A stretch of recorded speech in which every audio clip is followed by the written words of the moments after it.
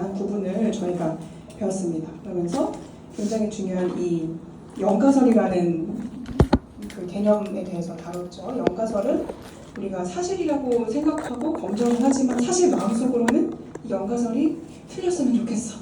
이렇게 바라고 있는 가설이라고 말씀을 드렸고요. 대립가설은 내가 실제로 사실은 내가 주장하는 관심 있는 주제에 대한 가설인데 이제 연가설이 기각될 때 이 대립가설이 지지된다 이렇게 말씀을 드렸습니다. 요 논리를 좀 기억해 주시면 좋을 것 같아요. 약간의 독특한 논리였죠. 내가 사실은 A와 B가 다르다. 공감 수준이 높으면 서로 이제 상담 만족도가 다르다라는 것을 알고 싶은데 연가설은 두 가지가 같다라고 가정을 하고 관계가 없다라고 가정을 한다. 하지만 속마음은 사실은 차이가 있었으면 이렇게 바라고 우리가 하는 것은 이 사실이라고 가정을 하고 나서 계산을 한 다음에 이 사실의 확률을 구하는 거죠. 그래서 이 연가설이 사실의 확률이 높으면 좋나요? 낮으면 좋나요? 낮으면 좋아요. 우리는 마음속으로는 이게 사실이 아니었으면 좋겠어 이렇게 바라고 있기 때문에 같다고 이 판단한 확률인 P가 사실은 작았으면 하는 생각을 갖고 있습니다.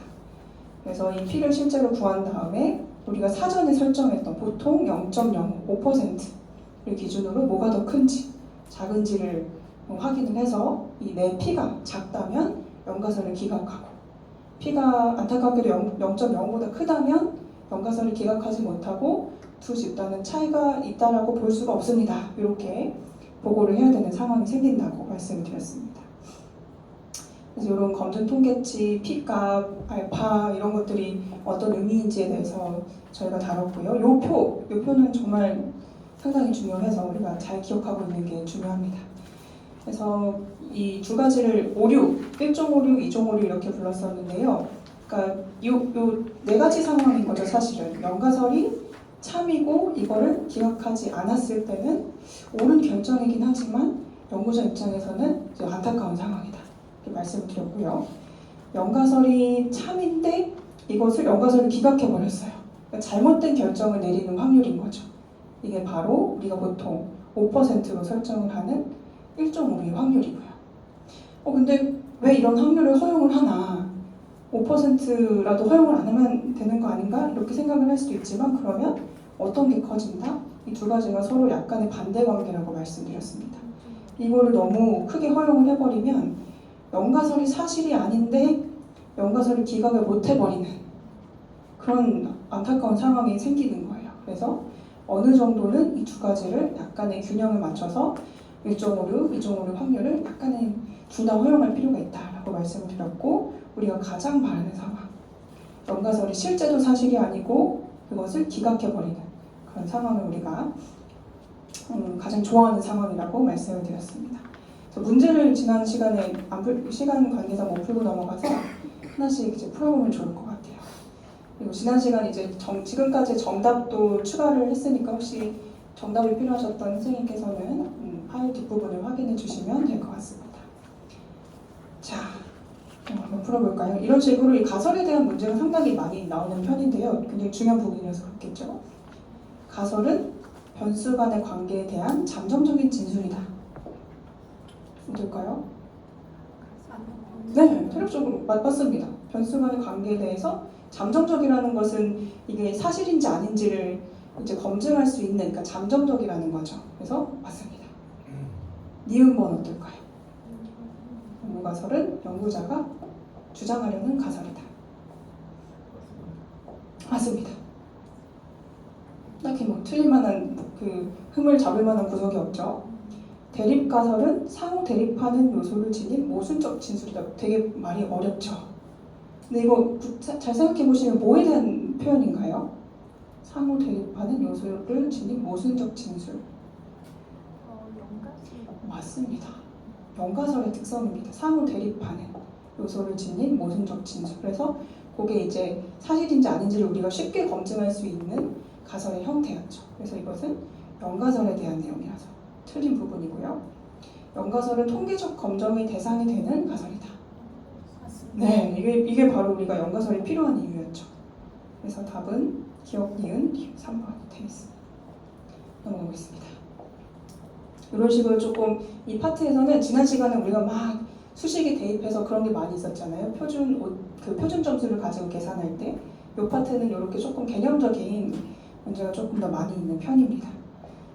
자, 가설에 대한 내용은 계속 있고요. 이제 이런 기호 이제 어떤 건지 우리 알 수 있죠. 모집단의 첫 번째 A라는 집단의 모집단의 평균과 B라는 집단의 모집단의 평균이 서로 같지 않다로 연가설을 설정하였다. 어떠신가요? X, 왜 X일까요? 너무너무 지금 잘 풀고 계십니다. 맞습니다. 이거는 대립가설의 형태죠. 아니 너무 어렵다고 하셔가지고 제가 살짝 걱정이 너무 잘하셔가지고 굉장히 마음 기쁩니다. 틀린 내용이고요. 니은번 A 교수법과 B 교수법에 따른 학업 성취도의 차이가 없을 것이다로 연가설을 설정하였다. 맞습니다. 그렇죠? 우리는 연가설의 특성은 주로 차이가 없다. 두 집단이 똑같다. 평균을 서로 빼주면 0이다. 이런 형태로 항상 가설이 설정된다고 했기 때문에 너무나도 정확한 연가설의 특성입니다. 디귿번 한번 볼까요? 충분한 이론적 근거에 의해 A 교수법이 B 교수법보다 학생들의 학업 성취도가 높을 것이다로 가설을 설정하였다. 틀렸나요? 어떤 부분이 틀린 것 같으세요? 높을 것이다라고 하면 안 되나요? 같을 것이다. 여기서 근데 어떤 가설을 설정했는지는 얘기해 주진 않았어요. 근데 이 부분 어떠세요? 충분한 이론적 근거. 왜 이런 표현을 굳이 썼을까요? 가설 설정할 때 꼭 해야 되는. 어떤 가설을 설정할 때 혹시 이게 필요할까요? 꼭 사실은 필요하지도 않거든요. 우리가 약간 탐색적인 연구라고 해서 잘 모르는데 그냥 가설 검증해도 아무런 상관이 없어요. 사실은 근거가 필요 없어요. 근데 이게 필요한 경우가 있거든요. 이거는 어떨 때 필요할까요? 맞습니다. 우리가 혹시 기억나시는지 모르겠지만 지난 시간 보시면 이 양방 검정이랑 약간 요거는 심화 내용이에요. 기억 안 나실 수 있습니다. 일반 검정이랑 차이가 있었습니다. 양방 검정은 두 집단, 두 평균 A랑 요런 형태죠.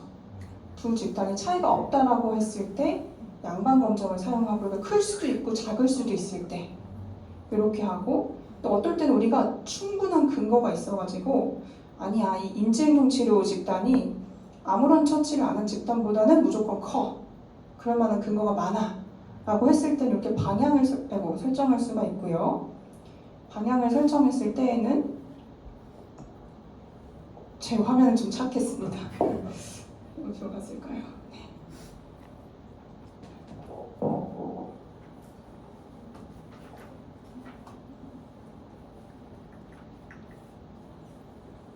네, 다시 돌아왔군요.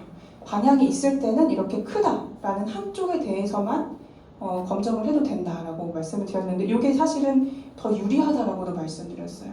더 유리한데 왜 이렇게 안 쓰나? 충분한 이론적 근거를 요구하기 때문입니다. 원래는 가설 검정할 때 이거 없어도 돼요. 그냥 나 이게 궁금해. 예를 들면 초코우유랑 딸기우유 중에서 뭐가 더 건강에 좋을까? 그냥 궁금해. 하셔도 괜찮습니다. 근데 요렇게 하시려면 요거는 근거를 대셔야 돼요. 그래서 요 디귿번, 요 앞에 있는 단서로 인해서 요렇게 가설 설정하셔도 괜찮다. 네, 디귿번 맞는 내용이고 니은벌 어떨까요? 이것도 맞는 내용이죠. 충분한 근거가 있다면 높아도 되고 낮아도 되고 방향, 그거는 이쪽으로 이제 방향을 설정한 거죠. 그래도 괜찮습니다. 그래서 요 내용이 요 표현이 생각보다 중요한 단서였던 문제였고요. 요거는 이제 뭐 기호들을 잘 외우고 있나 이런 것들을 좀 물어보는 것 같아요. 기호들이 요 정도 기호는 우리가 알고 있는 게 필요합니다. 연가설이 참이 아닐 경우 이런 거 이제 엄청 표현이 복잡해요. 그래서 잘 이렇게 정신을 딱 붙잡고 이거를 봐야 되는데요. 연가설이 참이 아닐 때 이것을 기각하는 거. 연가설이 참이 아닌데 그것을 기각하는 거. 맞습니다. 네, 뭐라고 말씀하셨어요? 네, 1-베타. 이게 이제 검정력이라는 개념이랑 똑같죠. 정확히 여기 사실 이것만 보셔도 됩니다. 통계적 검정력에 이제 표현하는 방식이 이렇게 돼 있습니다. 우리 이 표 기억나시죠? 검정력. V 마이너스 베타. 요거. 그래서 이제 외계어가 나오기 시작해서 이 정도는 그래도 이 정도는 우리가 알고 있어야 돼요. 왜냐면 알파 너무 중요하잖아요. 해야 되나? 왜? 그럼 여기 그냥 여기 표에 다 나와 있는 내용 괜찮습니다. 이 정도는 우리가 알고 있어요. 알파, 베타 정도는. 너무 당황하셨군요. 다행히 표에 나와 있는 내용이었습니다. 그 다음에 이제 21년도 문제인데요. 계속 가설 검정에 대한 내용입니다. 그래서 요런 식으로 이거 너무 이제 자주 빈출되는 굉장히 표준적인 문제라고 할 수가 있어요. 이런 식으로 뭐 1종 오류가 뭐냐, 2종 오류가 뭐냐 그 정의를 물어보는 것들이 많이 있는데요.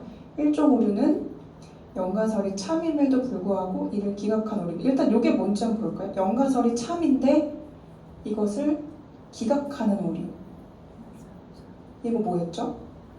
그래프를 잘 헷갈리시면 그래프를 한번 대략 머릿속으로 그려보시면 연가설이 참인데 참이라는 사실을 그래프가 너무 더 복잡할까요? 개념적으로 생각을 해봅시다. 연가설이 참이다.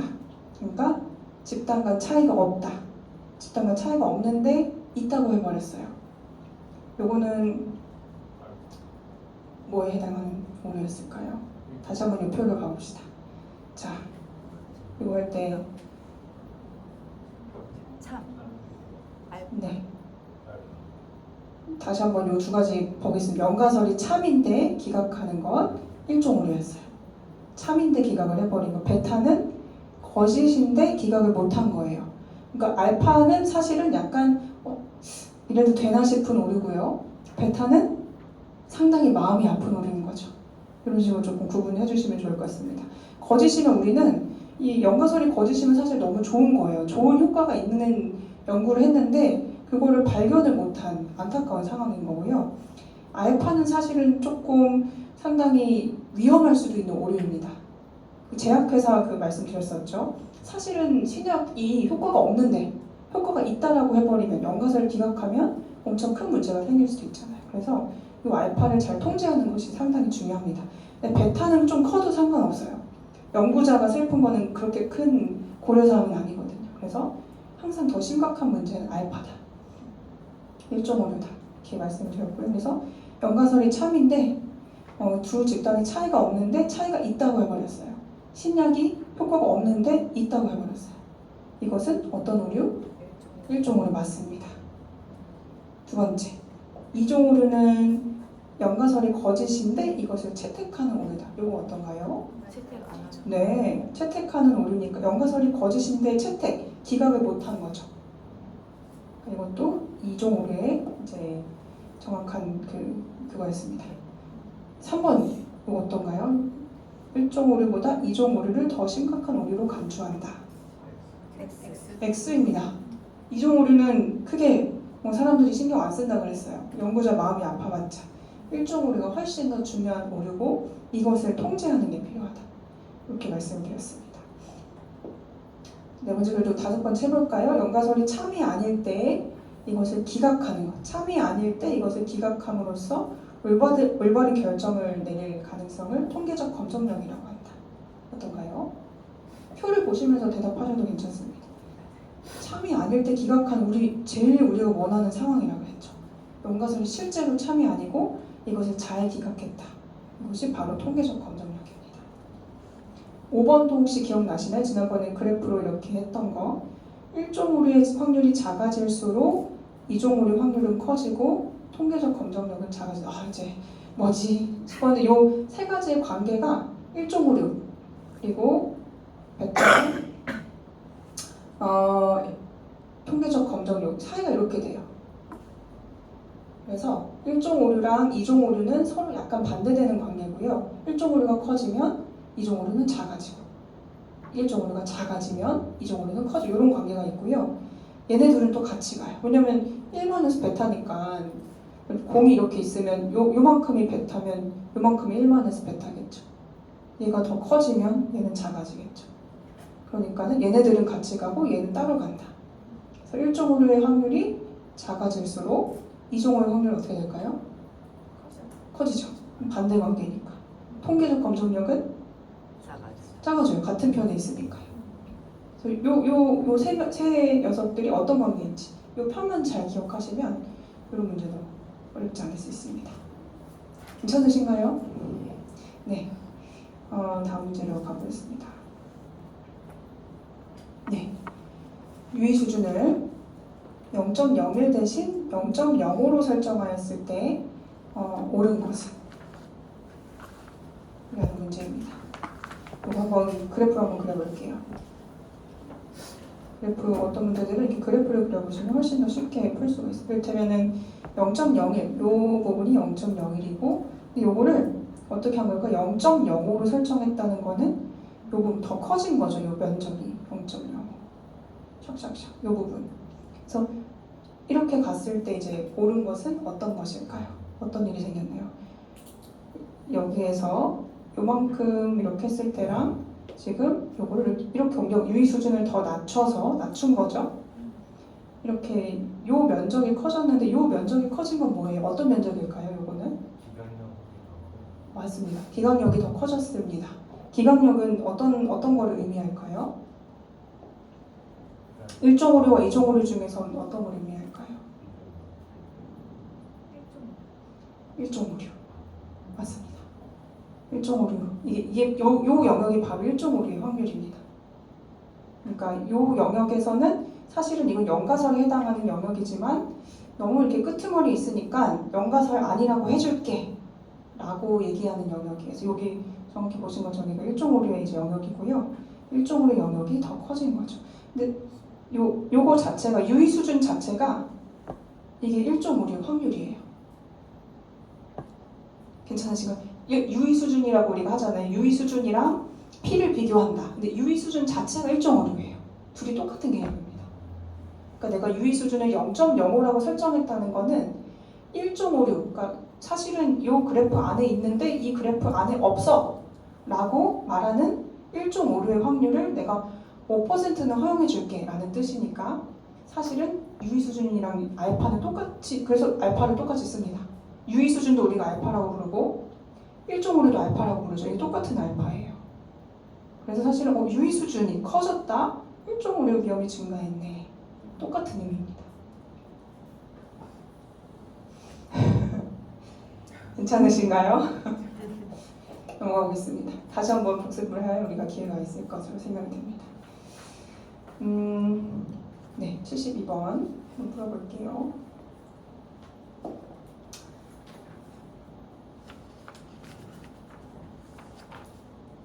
한 문제만 더 풀어보겠습니다. 마지막 한 문제만 더 풀어보겠습니다. 통계적 가설 검정에 대한 계속 그런 내용이고요. 유의 수준은 1.56의 허용 범위이다. 네, 아까 똑같은 얘기라고 했었죠. 유의 수준이 1.56랑 똑같은 얘기라고요.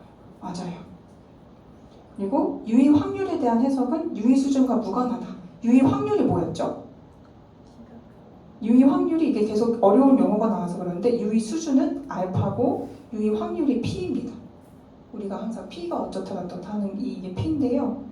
그래서 P에 대한 해석은 유의 수준 알파와 무관할까요? 우리 뭐랑 뭐를 비교해서 통계적 가설 검증을 하나요? 맞습니다. 이 두 가지를 비교하는 거죠. P랑 알파 비교해서 뭐가 더 크니 작니 하잖아요. 그래서 무관하다니 두 가지를 비교하는 게 이 통계적 가설 검증인데 그래서 틀렸다고 볼 수가 있겠죠. 표본의 크기는 1종과 2종 오류 확률에 영향을 미친다. 표본 크기, 네, 영향을 미칩니다. 표본 크기가 커질수록 오차가 작아진다고 말씀드렸죠. 오차가 작아지면 우리가 연가설을 더 잘 기각할 수 있게 돼요. 표본 크기는 커지면 연가설을 더 잘 기각한다. 요거 기억해 주시면 좋을 것 같아요. 표본 크기가 커지면 커질수록, 왜냐하면 오차가 작아질수록 잘못된 이 판단을 내릴 가능성도 작아지는 거죠. 그래서 우리는 더 잘 기각을 할 수 있습니다. 그래서 표본 크기는 큰 게 좋은 거예요. 그렇죠? 그리고 마지막 이종 오류는 연가설이 틀렸음에도 불구하고 연가설을 채택할 확률이다. 이거 어떤가요?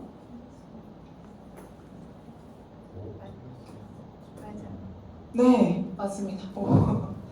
네, 이종우의 정의죠. 이게 아직 이 마음에 다 안 들어와서 그런데요. 그래서 이 표가 중요합니다. 이 표를 그리고 이 마음속에 가지고 계신 다음에 한번 그려보시면서 계속 보면 아마 이 문제를 푸실 때도 아 그치 이거를 저도 가끔 헷갈려 뭐가 뭐였더라 막 헷갈리거든요. 그럴 때 이 그래프를 그려보거나 이 표를 그려보면 저도 아 그렇지 이렇게 생각이 납니다. 그래서 이런 문제를 푸실 때도 딱 표를 싹 그려가지고 이거 이렇게 해가지고 그려보신 다음에 문제 푸시면 좋을 것 같습니다.